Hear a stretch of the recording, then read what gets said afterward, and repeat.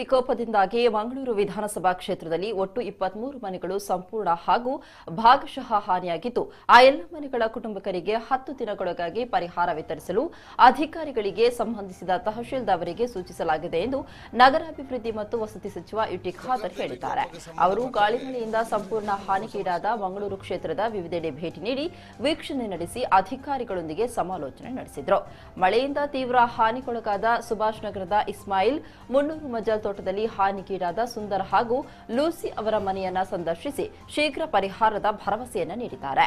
ಆಮ್ಲಮುಖರು ಮುನ್ನೂರು ಸೇತುವೆ ನಿರ್ಮಾಣದ ಕಾಮಗಾರಿ ವೀಕ್ಷಿಸಿ ಅದಕ್ಕೆ ಪರ್ಯಾಯವಾಗಿ ನಿರ್ಮಿಸಿದ ರಸ್ತೆಯ ತುಂಬಾ ಮಳೆ ನೀರು ತುಂಬಿ ಹಾನಿಯಾಗಿದ್ದು ಅದನ್ನು ದುರಸ್ತಿಗೊಳಿಸಲು ಸ್ಥಳೀಯ ಗ್ರಾಮ ಪಂಚಾಯತ್ಗೆ ಸೂಚಿಸಿದ್ದಾರೆ.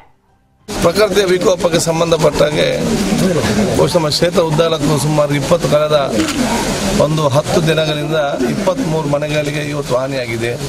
ಅದರಲ್ಲಿ ಕೆಲವು ಸಂಪೂರ್ಣವಾಗಿ ನಾಶ ಆಗಿದ್ದುಕೊಂಡು ಸ್ವಲ್ಪ ಭಾಗಶಃವಾಗಿ ಹಾನಿಗೊಂಡಿದೆ. ಕೆಲವೊಂದು ವಸ್ತುಗಳು ಕೂಡ ಇವತ್ತು ಹಾನಿಗೀಡಾಗಿದೆ.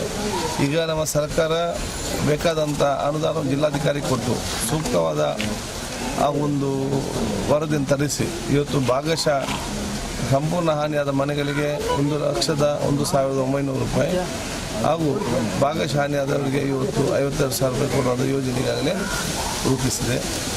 ಬಹುತೇಕ ಯಾವುದು ಇವತ್ತು ಆಗಿದೆ ಅದನ್ನು ಆದಷ್ಟು ಹೆಚ್ಚಿನ ಆ ಒಂದು ಪರಿಹಾರ ಕೊಡಬೇಕಂತೇಳಿ ನಾವು ಈಗಾಗಲೇ ನಮ್ಮ ಎಲ್ಲ ರೆವಿನ್ಯೂ ಇನ್ಸ್ಪೆಕ್ಟರ್ ಮತ್ತು ತಹಶೀಲ್ದಾರ್ ನಾವು ಈಗಾಗಲೇ ತಿಳಿಸಿದ್ದೇವೆ. ಈಗ ಕಷ್ಟ ಇರುವಂಥ ಸಂದರ್ಭಕ್ಕೆ ಆ ಒಂದು ಆದಷ್ಟು ಬೇಗನೆ ಮತ್ತೆ ಈ ಮನೆಯನ್ನು ರಿಪೇರ್ ಮಾಡಿ ನಿಲ್ಲುವಂಥ ವ್ಯವಸ್ಥೆಗೆ ಸರ್ಕಾರ ಅತಿ ಶೀಘ್ರದಲ್ಲೇ ಸುಮಾರು 1 ವಾರ ಮತ್ತು 10 ದಿವಸ ಹೊರಗಡೆ ಆ ಒಂದು ಪರಿಹಾರ ಮೊತ್ತವನ್ನು ಕೊಡಲಿಕ್ಕೆ ನಾವು ಈಗಾಗಲೇ ಸಚಿವ